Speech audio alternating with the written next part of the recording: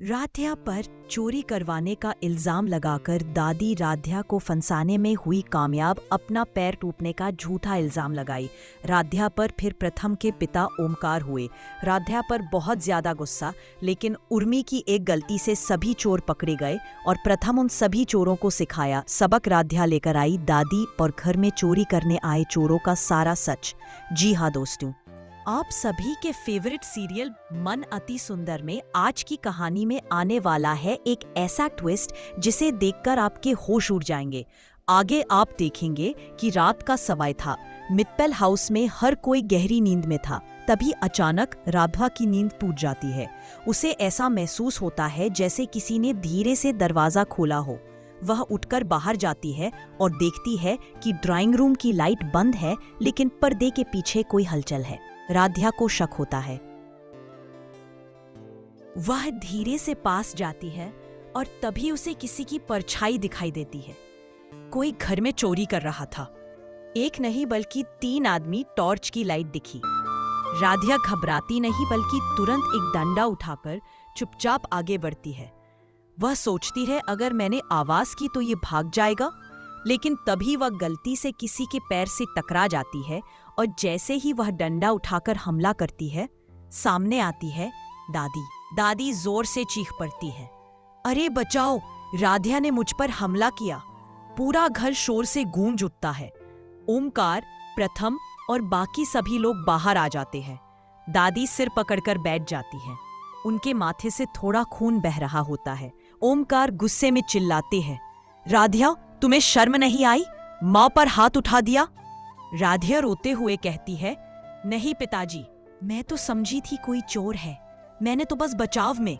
लेकिन दादी बीच में ही बोल पड़ती है, बचाव में या बदले में? मुझे पता था ये दिन जरूर आएगा। ये लड़की मुझे पसंद नहीं करती।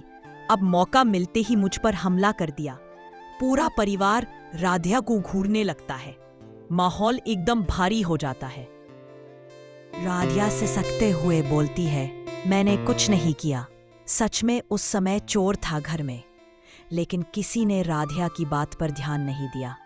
दादी राध्या पर इल्जाम लगाकर बहुत ज्यादा खुश थी।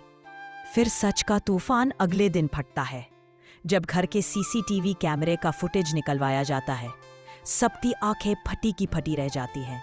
फुटेज में साफ साफ दिखाई देता है कि एक अनजान आदमी घर में घुसा था और उसी के पीछे राध्या भाग रही थी।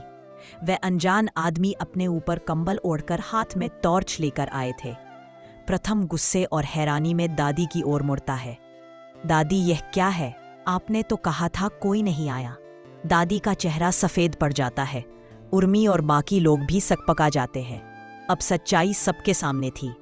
वो चोर वही था जिसे दादी ने खुद बुलवाया था, ताकि राध्या को फंसाया जा सके और उसे घर से निकाला जा सके। राध्या की आंखों से आंसू बहने लगे, लेकिन इस बार दर्द नहीं, सच्चाई के जीतने की खुशी के थे। प्रथम ने सबके सामने कहा, अब किसी को यह कहने की जरूरत नहीं कि राध्या इस घर की इज्जत नहीं संभाल सकती। आज इसने हमारी इज्जत बचाई है। दादी सिर झुकाकर रह गई और पूरा परिवार पहली बार समझ पाया कि सच्चाई चाहे जितनी देर से आए, लेकिन जीतती हमेशा आराध्या है। अगर पूरे कानपुर में मित्तल परिवार सबसे ज्यादा अमीर और सबसे ज्यादा बिजनेस करने वाला परिवार है। अभी कुछ दिन पहले रामलीला में मित्तल परिवार से प्रथम भगवान राम और राध्या माता सीता बनकर एक बार फिर से मित्तल परिवार का नाम रोशन कर दिया। लेकिन कहते हैं ना कि कुत्ते की पूंछ सीधी हो सकती है, लेकिन दादी और उर्मी की आदत नहीं। इतने बड़े खानदानी मित्तल परिवार में एक दादी ही ऐसा काम करती है जिससे कि वो मित्तल परिवार की नहीं लगती। वो हमेशा अपने रईसी का एहसास अपनी पोत बहू राध्या को दिलाती रहती है। राध्या को दुश्मन समझने वाली दादी हमेशा राध्या से हार भी जाती है, फिर भी अपनी आदत से बाज नहीं आती।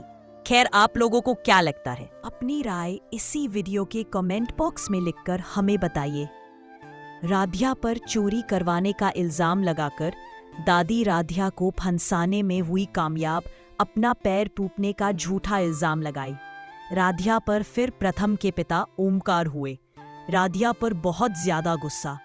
अगर आपको आज का यह वीडियो पसंद आया हो तो वीडियो को लाइक करें और चैनल टीवी शो मित्रा को सब्सक्राइब करें। धन्यवाद।